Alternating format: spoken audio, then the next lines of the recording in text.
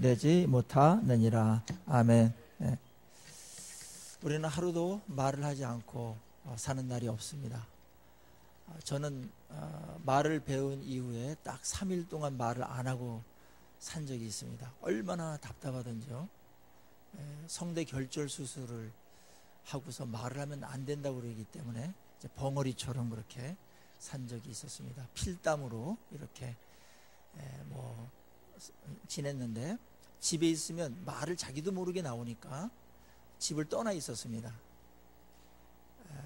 3일 동안, 일주일 정도 떠나 있었던 것 같은데요. 그래서 어느 그 해운대에 가가지고 짜장면을 시키는데, 거기에 제가 이제 글로다가 짜장면 한 그릇 주세요 이렇게 썼더니, 이 사람이 나를 이렇게 해서 훑어보더니 아줌마가, 허대는 멀쩡하게 생긴 놈이 벙어리인가 보다 이렇게 하고 자신도 여기다가 이렇게 얼마입니다 이렇게 써줬습니다. 귀는 잘 들리는데.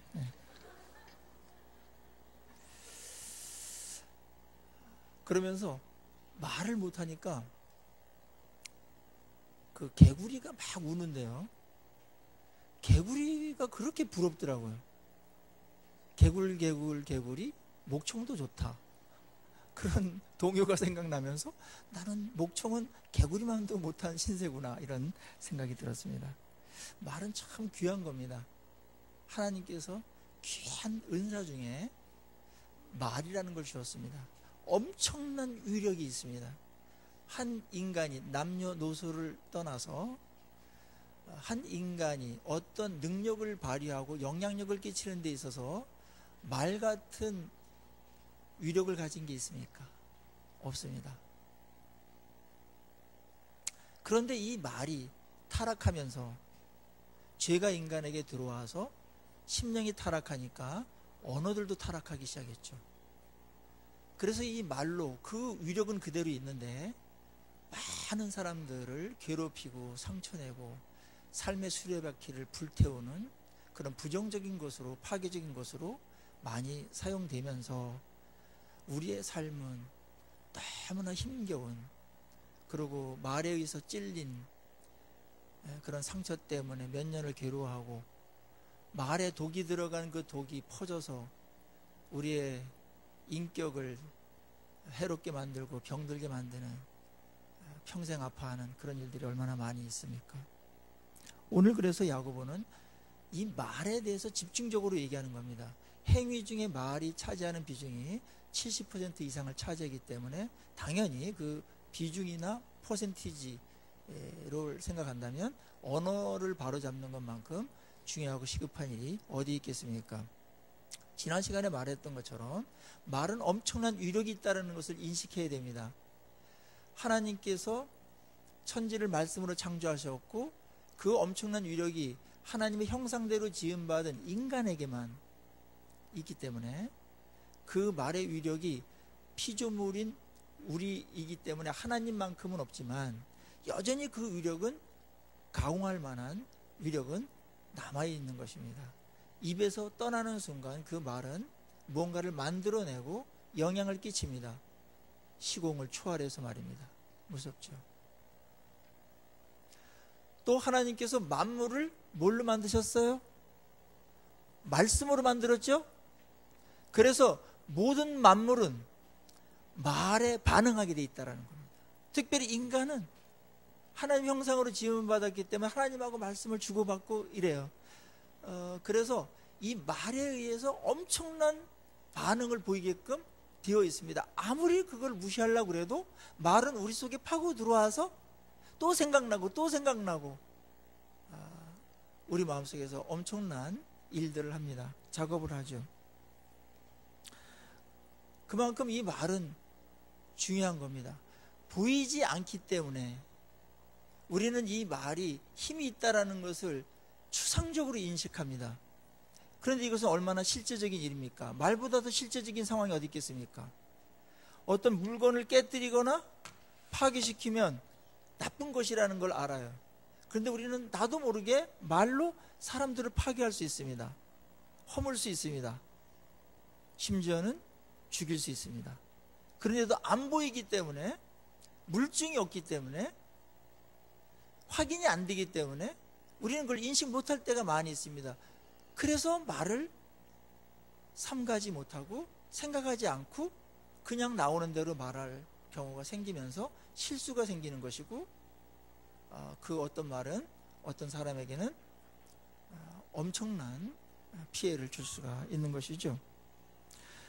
오늘 그런데 이 바로잡아야 될 엄청난 위력이 있다라는 것은 통제되어야 됩니다. 왜 핵을 그렇게 통제하려고 합니까? 모든 걸 걸고 왜 핵은 안 된다고 북한에게 요구하는 겁니까? 위력이 엄청난 것이기 때문에 건강하게 건전하게 통제가 안 되면 위험하기 때문에 그런 겁니다. 위험한 것일수록 통제가 완벽해야 돼요. 그렇다면 우리의 일상 속에서 가장 위험한 게 뭐예요? 가장 힘있고 위력 있는 게 뭐예요? 언어입니다. 언어는 통제되어야 됩니다. 그래서 여기서 길들인다라는 말로다가 쓰였습니다. 목적에 맞게끔 건강하게 조정되어질 수 있는 상태인데, 그런데 다른 무슨 물질적인 건 통제가 가능하고 핵도 그렇고 전기도 그렇고 통제 엄청나게 되지 않습니까? 그런데 이 혀는, 입은 길들이기가 어렵다. 남이 길들일 수 없다, 그렇게 말합니다. 다른 맹수들, 호랑이, 사자, 그런 야성을 가진 엄청난 힘을 가진 동물들 통제하기 위해서 풀어놓지 않지요. 제한된 공간에 거기서만 살도록 합니다. 위험하기 때문에 그렇습니다. 그리고 그것을 잘 조련사가 조련을 하면은 순하게 조정이 돼요. 코끼리도 둔하지만 코끼리 춤추는 거 보셨어요? 그 등치 큰 게 춤을 추더라니까요. 그리고 돌고래 뭐 쇼하는 거 많이 보셨죠? 그냥 물방개 이런 거 갖고 점칩니다. 물방개. 그리고 물고기들도 이렇게 통제가 돼가지고 길들여지죠.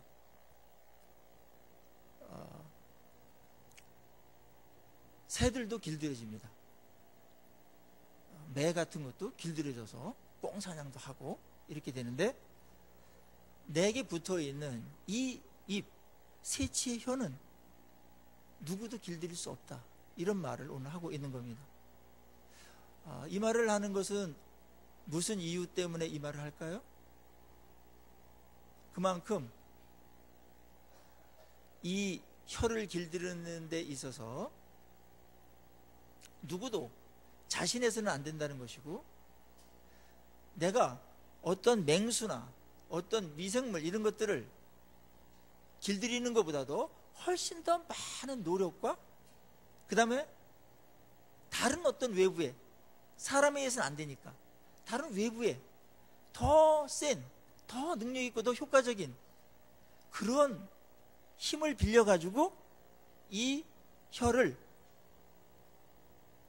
통제해야만 통제가 가능하다는 거예요. 자, 그러면서 이 혀의 속성은 길들일 수 없다. 그리고 혀가 통제되거나 길들여지지 않을 때 혀는 악이 가득하고 죽이는 독이 가득한 것으로다가 뿜어져 나온다. 나도 모르게. 이게 말이 악한 말이 나온다라는 거, 여러 가지가 있을 수 있어요. 공격적인 말일 수도 있고, 뭐 중상모략은 아주 나쁜 말이죠.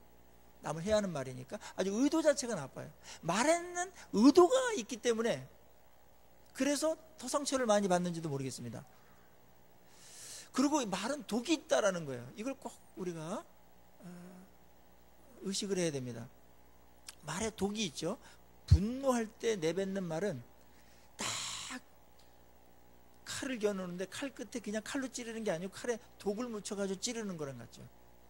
그래서 그 사람은 분노와 어떤 자기의 어떤 감정 이런 것으로다가 화풀이로 말을 했지만, 거기에 가장 그 사람을 괴롭히는 단어가 뭔지를 찾아가지고, 그때는 어떤 사전도 다 이렇게 섭렵한 사람처럼 아주 날카로운 말을 찾아서 탁 찌르고 가버리죠. 그리고 자기는 변했어요. 이제 분노도 없어지고 평온해졌어요. 자기는 끝났어요. 잊어버렸어요. 근데 그 말은 어느 사람의 인격에 받쳐서 점점 독이 퍼지죠. 퉁퉁 붓고 아프고 시름시름 죽어갈 수 있습니다. 독이 있다라는 거 기억하십시오. 여러분들도 아마 이 독이 묻은 그런 말에 칼에 찔려가지고 고생해 본 적 있죠? 이 해독하기가 쉽지 않아요. 그 사람이 이 해독이 되려면 내가 그런 말을 실수를 했습니다. 용서해 주십시오. 몇 번 사과하고 해야 해독이 조금씩 풀려나가가지고 그것으로부터 자유로워지고 치유가 되는데, 그런 말이 안 나올 때, 그런 말을 했는지도 모르고 잘 살아지는 그 인간은 그냥 잘 살아. 그럴 때 이 해독의 기간은 세월이라는 그런 많은 시간을 써가지고 조금씩 해독되는 그런 경우가 있습니다. 그 위안부 할머니들의 증언을 들어보면은 이분들이 이제 일본 총리나 일본 정부로부터 우리가 위안부를 모집해가지고 그렇게 못된 짓을 했습니다. 용서해 주십시오. 우리가 잘못했습니다. 이런 말을 듣고 싶다고 그러더라고요. 어떠한 보상도 돈으로 우리는 그것이 끝난다고 생각이 안 된다. 그래서 어떤 할머니들은 그 돈을 반납하지 않았습니까? 많은 사람들은 돈 그렇게 받았으면 됐지 뭐 이렇게 하는데, 그분들의 얘기는 그 상처가 너무나 있어서 그게 막 평생 아픈 거예요. 그래서 그분들의 바람은 뭐냐면 이 아픈 곳이 치유되기를 바라기 때문에 치유의 묘약은 그 당사자들이 무릎을 꿇고 내가 죽을 죄를 졌고 우리가 잘못했습니다, 그걸 시인하고 용서를 구하는 건데, 그걸 안 하니까 미치는 겁니다. 그래서 누구에게 이 도구를 묻은 말을 한 것이 생각나면 찾아가서 용서를 구해야 됩니다. 내가 그때 제정신이 아니었다고, 그건 진실이 아니고 화가 나가지고 한 말인데 그렇게 전달돼서 너무나 죄송하다고, 죽일 놈이라고 내가 이렇게 이제 해야 되고, 한 번 갖고 안 되고 그 해독이 한 번에 쫙 안 빠져나가니까 몇 번 해야 됩니다. 독이 있다라는 겁니다. 말의 속성이 그런 게 있어요. 잘못 오용되면 그 영향력은 그대로 살아있고, 또 부정적인 영향력은 더 세게 4배 이상 세게 작용하기 때문에 부정적인 말을 하면은 그 파괴력은 진짜 가공할 만합니다. 치명적일 수 있습니다. 여러분들의 언어 생활은 이런 것을 의식하면서 그렇게 생활하고 계십니까? 본문은 왜 많은 분량을 할애하면서 언어에 대해서 이렇게 말합니까? 오늘 본문은 일반적인 이런 말에 대한 이야기를 한 다음에 신자들의 언어는 어떠해야 되는지, 신자들의 입은 어떠해야 되는지, 신자들의 입은 무엇인지 10절서부터 이야기합니다. 9절이요? 9절서부터 이야기합니다. 이것으로 우리가 주 아버지를 찬송하고 또 이것으로 하나님의 형상대로 지음받은 사람을 저주하나니 한 입에서 찬송과 저주가 나오는도다. 내 형제들아, 이것이 마땅하지 아니하니라. 신자들에게 말한 게 분명하죠? 자, 우리 인간이 가장 아름다운 언어, 최고로 존귀한 언어를 가장 잘 사용할 때가 언제입니까? 찬송할 때입니다. 그거를 예를 든 겁니다. 우리 성가대도 찬양하고 우리도 하나님께 찬송 올려드렸죠? 가장 아름다운 언어입니다. 그리고 하나님께서 주신 이 언어라는 이 선물을 가장 존귀하게, 가장 적절하게, 최고로 잘 사용한 것이 찬양할 때입니다. 하나님을 찬양하죠. 얼마나 아름답습니까? 그런데 그 찬송하는 그 똑같은 입인데, 똑같은 혀인데, 그거로 어떨 때는 저주를 하는 말이 거기서부터 나온다는 거예요. 그것도 이런 표현을 들었습니다. 하나님의 형상대로 지음받은 사람을 저주하나니. 사람을 저주한다 이렇게 말 안 하고 하나님의 형상대로 지음받은 자를, 굉장히 존귀하다라는 거죠. 저주받아서는 안 되는 사람이고 축복해줘야 될 사람이라는 거죠. 그리고 여기서 우리가 꼭 짚고 넘어가야 될 것은 하나님의 형상대로 지음받은 사람을 저주하는 행위는 그 하나님이 만드신 그 형상을 저주하는 거기 때문에 하나님하고의 관계도 무관하지 않다라는 겁니다. 하나님의 형상대로 지음받은 자, 존귀하다라는 의식을 갖고 있지 못하기 때문에 내 생각나는 대로, 내 마음의 기분대로, 내 그냥 나오는 말대로 막 하는 겁니다. 여러분들 존귀한 분 만날 때 말을 어떻게 합니까? 조심스럽게 하고 좀 생각해서 하죠? 근데 함부로 말하는 사람을 보면은 존귀하게 여기고 있지 않은 거예요. 남북 정상회담 할 때 뭐 옆에서 서빙하고 이런 사람들, 그 다음에 거기에 이번에 뭐 마술하는 사람도 따라가서 얘기했다고 그러는데 인터뷰 들어보니까 혹시 말을 하다가 실수를 하거나 격에 맞지 않는 일을 하거나 분위기를 깨뜨리거나 그런 말이 혹시라도 나올까봐 엄청나게 주의를 받았고 본인도 그것이 가장 신경이 쓰였다고 말하는 인터뷰를 들은 적이 있습니다. 그럴 것 같아요. 존귀하잖아요. 정상들을 만나니까. 우리가 만약에 어떤 사람들을 대할 때 그 사람이 하나님의 형상대로 지음받은 존귀한 자라는 생각을 갖고 있다면 말이 굉장히 걸러집니다. 정화됩니다. 그리고 생각하게 됩니다.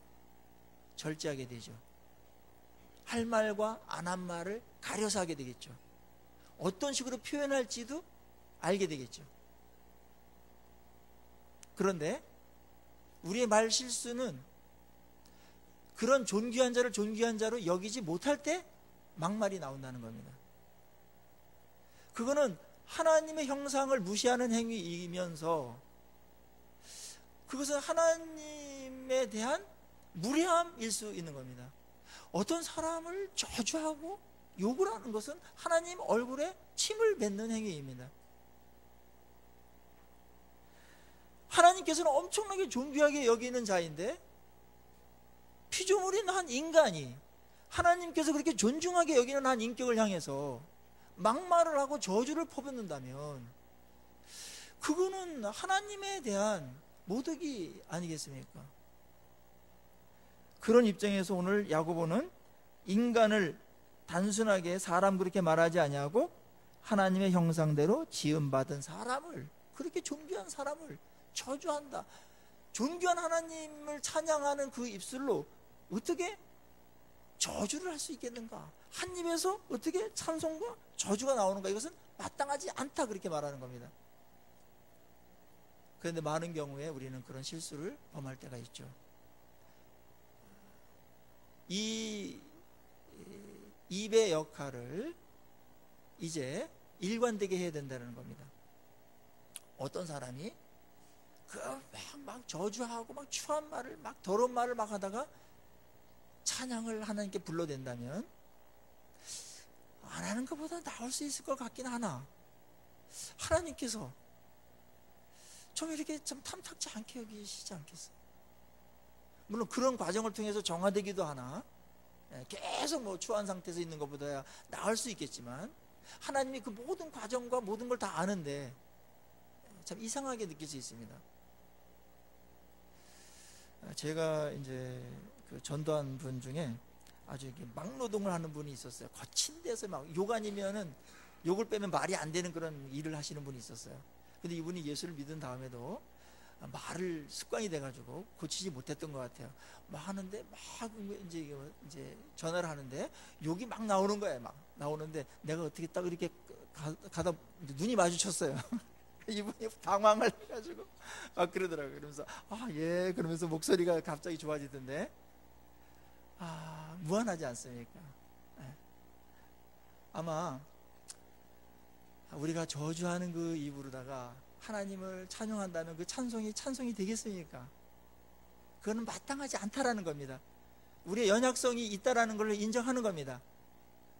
누구든지 이 양면성, 이중성, 이거로부터 한 번도 실수가 없는 사람은 없을지 모르겠어요. 그래서 성경은 무조건 그렇게 하면 안 된다 이렇게 말하는 게 아니라 그거는 마땅하지 않다.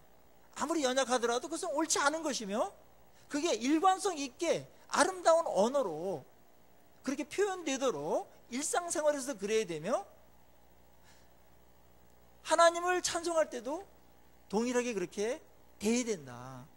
한 입에서 저주와 찬송이 나온다는 것은 그건 조화를 이룰 수가 없는 것이다. 이렇게 말하면서 좁혀가기를 우리에게 간곡히 부탁하면서 권면하고 있는 것입니다. 말에 이 일관성이 있는 사람은 성숙한 사람입니다.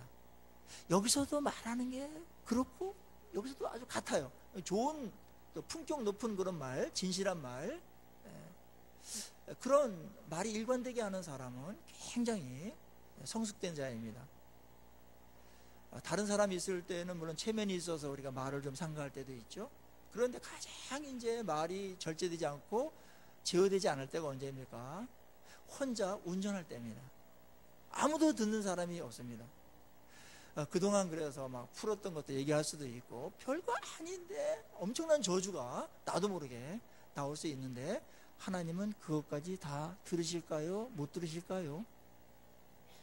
다 들으십니다. 하나님은 살아계셔가지고 일상적인 말, 그 다음에 혼자 독백하는 말, 그런 거 다 들으십니다.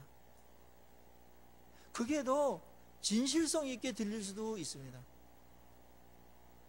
우리가 신자이기 때문에, 신자는 뭡니까?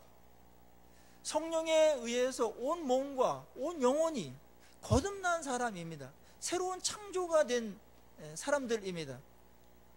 그런데 어떤 사람은 이 영혼은 거듭나고 중생하고 온 몸도 중생해서 나중에 이제 부활의 몸으로 나오는데, 어떤 사람은 뭐 손과 발과 뭐 이런 것까지 오장육부까지는 다 중생했는데 이 세치 혀만 중생이 안 된 듯이 살아가는 사람들이 있어요. 이 길들이기가 어렵기 때문에 가장 이게 이제 야성이 있어요. 그냥 내버려 뒀다가는 그 엄청난 위력이 뭔가 일을 저지르는 그런 것으로 사용될 수 있고, 그것이 예배에도 그럴 수 있다라는 겁니다. 하나님 찬양할 때도. 또 다른 하나의 비유는 샘에 대한 비유, 나무에 대한 비유입니다. 11절에서 샘이 한 구멍으로 어찌 단물과 쓴물을 내겠느냐, 그렇게 말합니다. 한 샘물이 터지면 그 유대에는 쓴물이 있어요. 쓴물 하면은 그 마라의 쓴물 기억하시죠? 마라의 쓴물 먹고서 막 토했습니다. 먹지 못하는 물이죠. 근데 이 반석에서 터져 나오는 물은 엄청나게 달았고, 또 이삭이 판 운물, 아브라함이 판 운물은 그냥 너무나 단 물이 나왔습니다. 그런데 이 샘은 근원이 같은 건데 어떻게 어떤 때는 단물이 나오고 어떤 때는 쓴물이 나오는가? 그거에 대해서 오늘 그거는 모순이다, 그렇게 말씀을 하고 있는 것이죠. 저도 이제 고향에 이제 가게 되는데, 고향에 중고등학교 때 가면은 이제 걸어 다녔는데, 여름에 가다 보면은 샘물이 터져나왔어요. 이 반석에서 좀 산 중턱인데 이상하게 바위 틈에서 샘물이 쫙 나왔어요. 옹달샘이었는데, 그래가지고 엎어져가지고 우리가 그냥 이제 차례대로 이렇게 그것을 먹는데 얼마나 단지 모르겠습니다. 근데 어느 날 그게 이제 장마가 지고 아니야 꾸정물이 막 나올 때가 있죠. 우리의 입이 그럴 수 있는 것 같아요. 그래서 이것도 한 샘에서 단물이 계속 나오도록 그렇게 해라. 그리고 그 뒤에 12절에서는 나무를 예를 드는데, 무화과 나무가 감람 열매를, 포도나무가 무화과를 맺겠느냐, 이와 같이 짠물이 단물을 내지 못한다. 무슨 말입니까? 샘의 비유나 나무의 비유나 뭘 말하는 거죠? 그 근원이 변해야 된다 이겁니다. 그 근원에서 나오는 거기 때문에 이 말을 변화시키려면은 우리의 마음 상태가 깨끗하고 다 알아야 된다. 그래야 이 말이 아름다운 말들이 나오게 된다는 겁니다. 그래서 말을 바꾸기 위해서는 어느 표현력이나 말투나 이런 것들을 연습할 필요가 있지만, 그거보다 더 성경은 근원적인 것을 얘기하는데 마음 상태를 바꿔야 된다. 여러분들, 마음 상태가, 영적인 상태가 좋을 때는 단물이 나오죠. 그런데 그게 막 분노와 막 미움과 막 이런 불만이 막 있으면, 자기 의로 가득 차면은 누구 정죄하고 그 다음에 화내고 막 이런 말들이 막 뿜어져 나오게 되어 있습니다. 마음 상태를 좋게 하는 것이 우리의 언어를 바꾸는 가장 근원적인 대책이다. 그 얘기를 하시는 것이고, 예수님도 우리 마음에 쌓인, 마음에 가득한 것이 입으로 나온다고 예수님께서 말씀하셨어요. 그래서 언어는 인격이고 영혼의 상태에 따라서 말이 달라지게끔 되어 있습니다. 그리고 표현력 같은 것들은 가다듬어야 될 부분이 있습니다. 그러니까 우리의 마음 상태를 바꾸는 것은 다른 사람이 어떻게 할 수가 없는 겁니다. 영혼의 상태를 바꾸는 것은 다른 사람이 어떻게 할 수가 없는 겁니다. 길들일 수가 없는 것이에요. 어떻게 이것을 길들일 수가 있을까요? 두 가지입니다. 하나는 다른 사람이 나를 못 바꾸니까 내가 이것에 대한 문제를 인식하고 부단히 훈련해야 된다는 겁니다. 하나님 안에서. 그리고 또 다른 하나는 성령께서 이 말을 바꿔주시도록 우리의 영혼의 상태, 우리 입술과 혀를 주장해 주도록, 언어 생활을 지배해 주도록 성령께 의탁하고 성령의 다스림 속에서 순간순간 말을 할 때마다 다스림을 받아야 된다는 겁니다.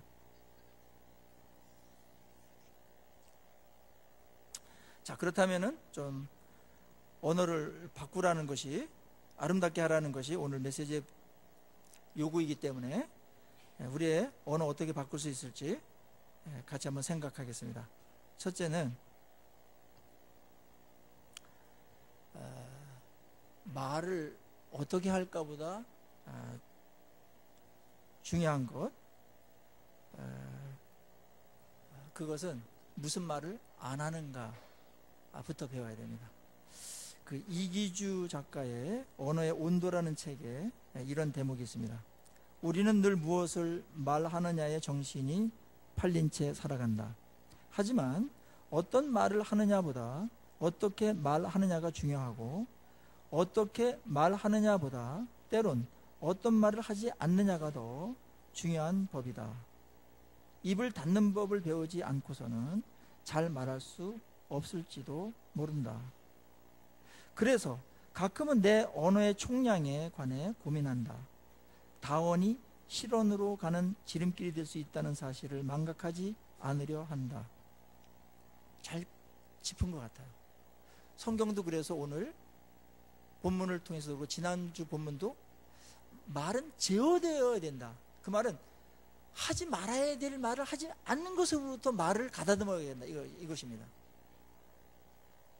예수님도 엄청난 말의 힘을 갖고 계셨기 때문에 말에 대해서 굉장한 절제를 하셨어요. 복음을 전하거나 가르치거나 사랑하는 언어는 많이 하셨지만 신문을 받을 때 특별히 침묵하셨습니다. 법원에 가면은 자기에게 불리한 증언을 안 한 묵비권이 있어요. 그래서 증언을 안 한 게 아니고, 예수님은 분명히 그들을 설득시키고 설복시키고 예수님의 법 논리로 그들을 완전히 코너로 몰아가지고 항복할 걸 받아낼 수 있었어요. 무죄를 증명할 수 있었어요. 그런데 예수님께서는 곤욕을 당하여 괴로울 때에도 그 입을 열지 아니하였습니다. 대사장의 신문에도 빌라도의 신문에도 말하지 않으셨어요. 그리고 내가 하나님의 아들이냐? 그 대목에서만 내 말이 옳다. 이 정도로 말했습니다.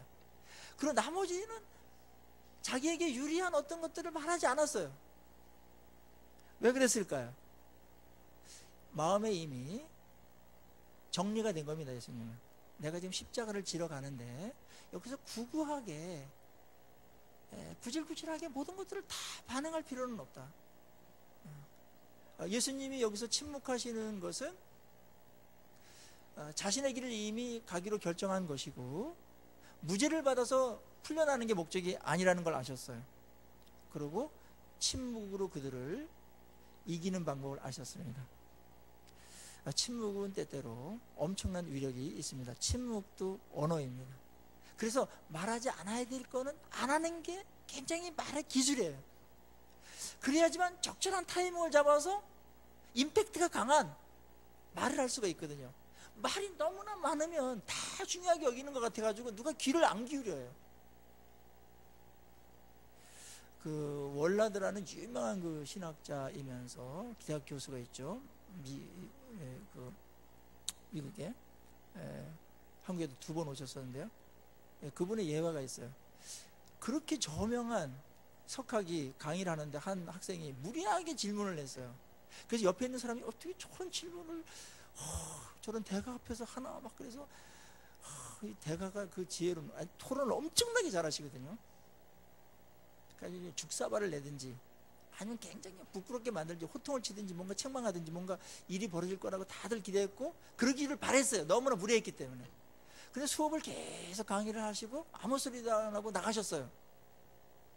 그래서 한 학생이 쫓아가서 연구실에 가서 교수님 그런 무지막지한 그런 말을 들으시고 왜 아무 말씀도 안 하셨습니까? 그때 이 월라드가 그런 말을 했다고 그래요. 나는 요즘 말하지 않음으로써 이기는 법을 익히고 있네.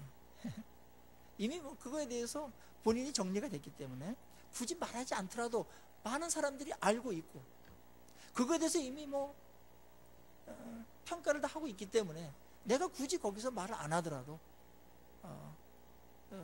변할 게 없고 그래서 침묵으로 했던 것이죠. 때때로 우리는 침묵해야 될 때 말함으로써 일을 그르칠 때가 많이 있습니다. 특별히 침묵할 때는 언제입니까? 어떤 사람이 잘못을 알고 있을 때 침묵해야 돼요. 다시 확인 사살을 2번 죽일 필요 없어요. 그리고 마음 상태가 안 좋을 때, 영혼의 상태가 안 좋을 때는 입을 닫아야 됩니다. 그때 입을 여는 순간 악이 나오고 절제되지 않기 때문에 독이 나오는 것이죠. 이런 실수를 많이 합니다.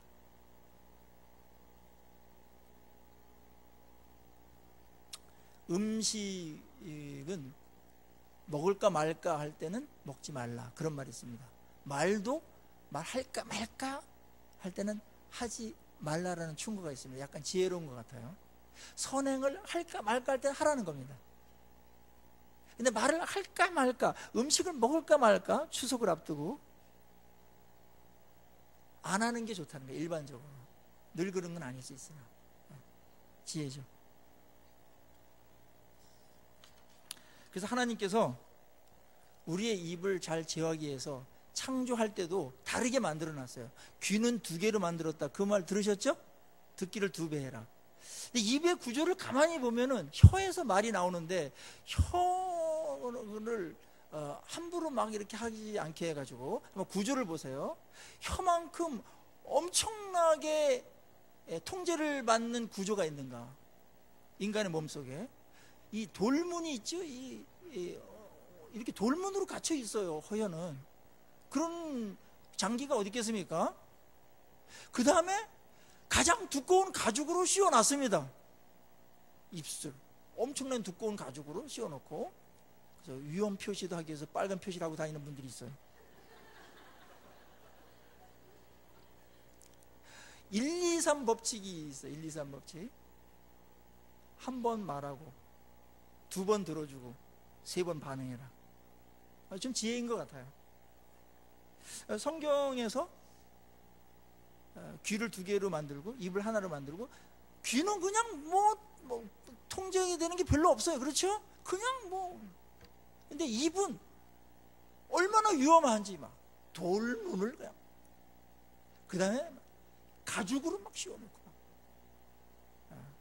이렇게 하나님께서 장치를 했음에도 불구하고 가장 쉽게 그 문을 제껴 놓고 그렇게 할 때가 있죠. 무엇보다 말을 가다듬기 위해서, 말을 길들이기 위해서 우리는 기도해야 됩니다. 왜냐하면 우리 힘 갖고 될 수 없는 것임을 앞에서 언급한 것이죠. 여호와여, 내 입에 파수꾼을 세우시고 내 입술의 문을 지켜주십시오. 시편 141편 3절에 다윗이 말했습니다. 다윗은 성자입니다. 그럼에도 불구하고 그는 매일 아침 여호와여, 내 입에 파수꾼을 세우시고 내 입의 문을 지켜주십시오. 그렇게 기도했습니다. 매일매일 하루를 시작할 때 우리가 기도해야 될 기도의 제목으로 삼아야 됩니다.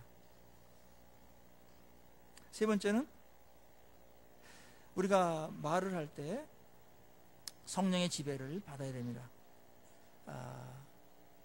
우리의 모든 생각과 마음과 입술의 말, 이런 것 다 성령에 의해서 다스림 받을 때 가장 건강하고 가장 아름답게 쓰임 받을 수가 있습니다. 사도행전 2장 4절에 보면 그들이 성령의 충만함을 받고 성령이 말하게 하심을 따라 다른 언어들로 말하기를 시작하니라. 물론 이것은 각종 나라의 방언이었죠. 근데 성령의 충만함을 받아서 맨 먼저 인간에게 벌어진 일이 뭐냐면 겉으로 난 게 성령을 따라 말하는 것이었습니다. 그것이 방언은 그 언어 하나의 형태이고, 자, 형태도 중요하지만 여러분들 말의 내용이나 말의 방법도 얼마나 중요하겠습니까? 성령께서는 말에 관여합니다. 다른 말을 할 수 있을 정도로 성령께서 강력한 우리의 언어를 통제하고 다스린다면 우리의 말의 내용들, 말의 품격, 말의 동기, 말의 표현들도 성령께서 다스려 주지 않겠습니까? 말이 이렇게 어마어마한 위력을 갖고 있는데 말입니다. 성령이 충만한 사람들의 특징, 언어가 달라지는 것입니다. 성숙함의 표지, 말이 바뀌는 겁니다. 왜냐하면 그것은 그 사람의 인격이고 그 사람의 상태를 지금 말하고 있는 것이기 때문입니다. 그 사람의 상태를 가장 내면의 깊은 곳에서 표출되어지는 그런 언어, 그거로 그 사람이 누군지를 알 수가 있습니다. 성령께 기도하십시오. 다윗이 기도했던 것처럼 하나님, 제 입술에 파수꾼을 세우시고 제 입술을 다스려 주시옵소서. 에베소 5장 19절 이하에 보면 성령 충만을 받으라라는 명제하에 성령 충만에 대한 첫 번째 반응이 이겁니다. 19절서부터 시와 찬송과 신령한 노래들로 서로 화답하며 너희의 마음으로 주께 노래하며 찬송하며 범사에 우리 주 예수 그리스도의 이름으로 항상 아버지께 감사하며. 성령 충만할 때 언어가 바뀌는데 찬송이 터져 나온다는 것이죠. 그리고 서로 화답하는, 인정하고 귀하게 여기는 그런 대화들이 일어난다는 것이죠. 고집을 부리거나 자기 주장만 한다거나 공격하거나 핥히거나 그런 말이 아니라 서로 화답하는, 하모니를 이루는 그런 아름다운 언어들이 오가게 된다. 성령 충만의 첫 번째 증상입니다. 만약에 이런 것이 나타나지 않는다면 그 성령 충만은 무엇입니까? 어떻습니까? 그거를 말이 변하는 게 가장 큰 축복입니다.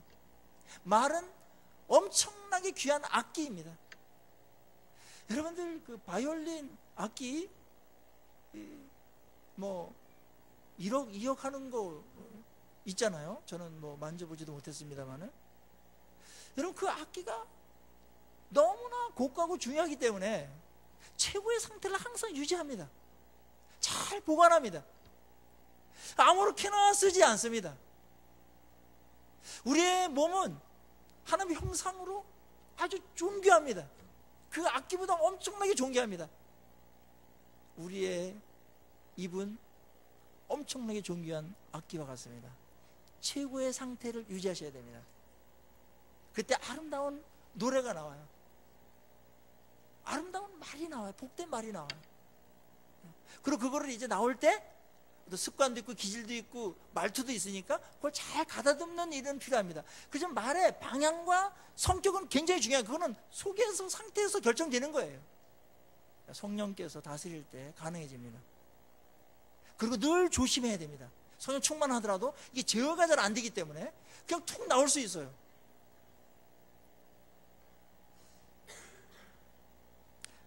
입으로 하는 말은 잔소리라고 그러죠. 머리로 하는 말은 정보를 주고받습니다. 마음으로 하는 말은 공감합니다. 서양 속담에 마음으로 하는 말은 마음으로 들어간다는 말이 있어요. 좋은 말이에요. 근데 그거보다 더 격조 높고 더 품격 있고 아름답고 센 말이 있어요. 성령으로 하는 말입니다. 성령으로 할 때 감동이 생기고 변화가 생겨요. 은혜가 돼요. 기뻐요. 설교도 말로도 하는 건데요, 그냥 입으로 하는 설교가 있을 수 있어요. 잔소리입니다. 뭐 해라 뭐 하지 말라 막 짜증만 나죠. 그냥 머리로만 막 지식만 전달하는 설교가 있을 수 있습니다. 약간의 도움이 있지만 변화가 생기지 않습니다.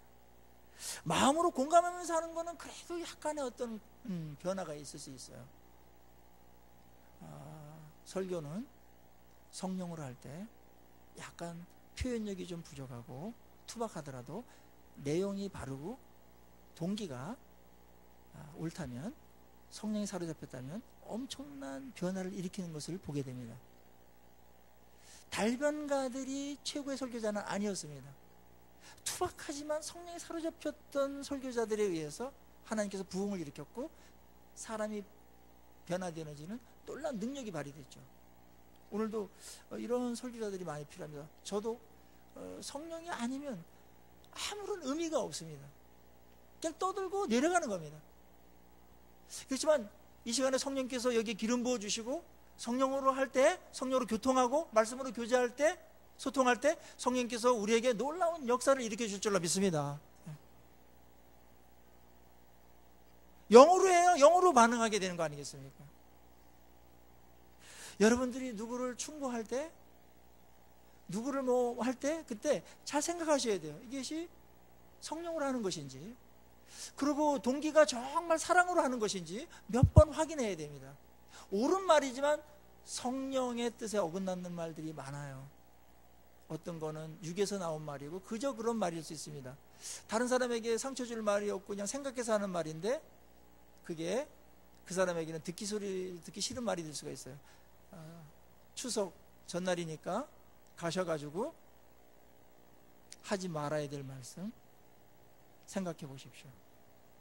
조카들이 왔으면은 취직했냐? 취직 언제 하냐? 이 말 하지 마세요. 결혼 지금 안 하고 찾고 있는 사람들에게 결혼 언제 할래? 이 말 하지 마세요. 아니 그럼 누구를 뭐 데려다 주든지 그냥 해보는 소리인데 이 사람은 그걸 여기서 듣고 저기서도 듣고 막 지금 그 괴로워 죽겠는데 아무런 도움이 안 돼요. 그거 듣기 싫어가지고 추석날 안 간다는 젊은이들이 많이 있잖아요. 애는 언제 날래? 그 말도 하지 마세요. 그냥 해는 소리인데 별로 유익이 없어요. 자, 오늘 그런 면에서 말할 때 몇 가지 기준을 한번 실제적으로 손에 잡히는 기준을 한번 마련해 보는 게 필요해요. 성경의 근거에서 성경의 원리를 따라서 첫째, 그 말이 진실한가 한번 따라보세요. 허황되거나 근거도 아닌 추론적인 거 갖고 막 그렇게 사시는 것처럼 하지 마세요. 뉴스도 가짜 뉴스가 많기 때문에 첫째 진실한가, 두 번째는 필요한가. 요 시점에서 이때 이 말이 필요한가, 때에 맞는 말인가 해야 됩니다. 전도도 때에 맞을 때 딱 임팩트가 생기는 것이지 아무 때나 막 하면 안 돼요. 항상 전도해야 되지만 기회를 보다가 가장 말씀이 잘 들어갈 수 있는 타이밍이 있어요. 성령께 딱 민감해 있는 거죠. 그때를 기다리고 있는 거죠. 그때 다 섬기고 잘 받아주고 마음은 들어 그러다 그런 순간이 있어요. 근데 그때 해야 되는 겁니다. 그래 열매를 맺어요. 필요한가 생각해 보세요. 그리고 유익한가 생각하셔야 됩니다. 이 말이 유익한가 우리 모두에게. 적어도 그 말을 함으로 인해서 모든 분위기가 환해지는 그 건강한 유머 같은 것들 준비해 가세요. 아주 그 유머가 있는 사람은 굉장히 성숙된 자입니다. 그 많은 사람들을 섬기는 거예요. 기쁨을 나눠주고 긴장을 풀어주고 어색함을 자연스럽게 만들어주는 유머를 할 줄 알아야 됩니다. 그 마음의 여유에서 나오는 거예요. 누구 섬기려고 하면은 그런 것들이 있어요. 물론 타고난 사람들도 있어요. 가끔은. 이거 필요한 겁니다. 오늘날 웃음이 얼마나 없어요. 유쾌하고요, 자연스럽고, 그러면서 뭔가 아주 분위기가 따뜻하게 하는 그런 말 한마디 얼마나 큰 힘이 됩니까? 위로의 말. 위로의 말이 필요 없는 사람 없어요. 어떤 고생했을 때 알아주고 인정하는 말, 얼마나 고생했어요. 신우이 얼마나 고생했어요. 부모 섬기느냐고. 위로의 말을 하는 힘이 있습니다. 말은 엄청난 힘이 있습니다. 그 말 한마디로 인해서 우리의 추석 분위기 엄청나게 달라질 수가 있습니다. 다들 약간의 문제를 안고 다 세상에서 팍팍하게 살다가 뭔가 위로를 받을까 해서 모인 거 아닙니까? 5시간, 10시간을 운전해가지고 오는 거 아닙니까? 왜 왔겠어요? 무슨 말을 들으러 왔겠어요? 무슨 말을 하러 온 건 아니에요. 분명히 무슨 말을 들으러 온 거예요. 우리 그걸 읽읍시다. 섬깁시다. 그들이 어떤 말을 필요로 하고 있는지, 어떤 말을 갈망하고 있는지. 매일 회사에서 티박이나 받고 이게 뭐야 하면서 막 그만하게 때려치라고 이런 말을 들으면서도 참아냈던 그런 사람들에게 우리가 할 수 있는 말은 어떤 말일까요? 위로의 말이죠. 잘하고 있다고, 이때껏 잘하고 있다고 편들어주고, 그렇게 오시기를 바랍니다. 자, 오늘 시간이 돼가지고 말을 위한 기도 이혜인님의 시를 다는 못 읽고 중간 부분도 읽고 오늘 말씀을 마칠까 합니다. 여러분에게도 이런 기도를 같이 했으면 좋겠어요. 날마다 제가 말을 하고 살도록 허락하신 주님, 하나의 말을 잘 탄생시키기 위하여 먼저 잘 침묵하는 지혜를 깨치게 하소서. 해프지 않으면서 풍부하고 경박하지 않으면서 유쾌하고 과장하지 않으면서 품이 있는 한마디의 말을 위해 때로는 진통 겪는 어둠의 순간을 이겨내게 하소서. 참으로 아름다운 언어의 집을 짓기 위해 언제나 기도하는 마음으로, 돌을 닦는 마음으로 말을 하게 하소서. 언제나 진실하고 언제나 때에 맞고 언제나 책임 있는 말을 갈고 닦게 하소서. 제가 이웃에게 말을 할 때는 하찮은 농담이라도 함부로 내뱉지 않게 도와주시오. 좀 더 겸허하고 좀 더 인내롭고 좀 더 분별력 있는 사랑의 말을 하게 하소서. 제가 어려서부터 말로 저지른 모든 잘못, 특히 사랑을 거스른 비방과 오해의 말들을, 경솔한 속단과 편견과 위선의 말들을 용서하소서. 주님, 나날이 새로운 마음, 깨어있는 마음, 그리고 감사한 마음으로 제 언어의 집을 짓게 하시어 해처럼 환히 빛나는 삶을 당신의 은총 속에서 이어가게 하소서. 기도하십시다.